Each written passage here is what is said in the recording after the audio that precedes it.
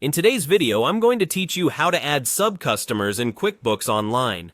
We'll walk through the exact clicks, and I'll share a few helpful notes so you know what you're choosing and why as you go.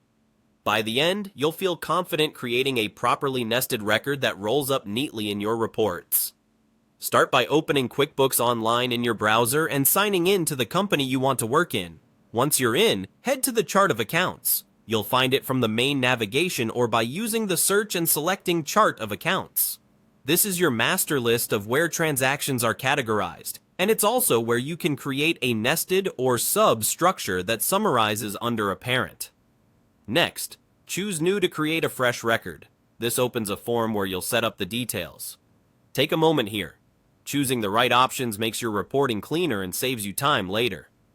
Begin with Account Type and Detail Type. Account type controls where the balance shows up on financial statements, while detail type refines how QuickBooks treats the account behind the scenes. Pick the options that best match the activity you want to track. Give the account a clear, consistent name. If you use codes or a naming convention, follow it here so everything sorts logically. You can add a description to clarify its purpose, which helps teammates understand how to use it. If you see an opening balance field, only enter a number if you're starting mid-year or from another system and you know the exact amount as of a specific date.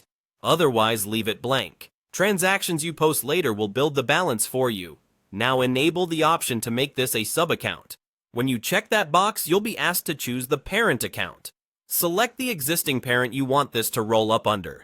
This nesting means the sub-account's activity appears both on its own line and summarized with the parent, which is great for cleaner reports while still keeping detail when you need it. Be sure the parent and sub share the same account type for proper roll-up and consistency. Before you finish, review the selections one more time. Confirm the account type, detail type, name, and the parent you've chosen. When everything looks right, save your changes. You'll be returned to the chart of accounts, where you'll see your new entry indented under its parent, indicating it's now a sub. That's it. You've created a neatly organized structure that keeps details separate while rolling them up for summary reporting. If you ever need to adjust the name or parent, you can edit it from the same list. Thanks for watching, and great job tightening up your QuickBooks organization.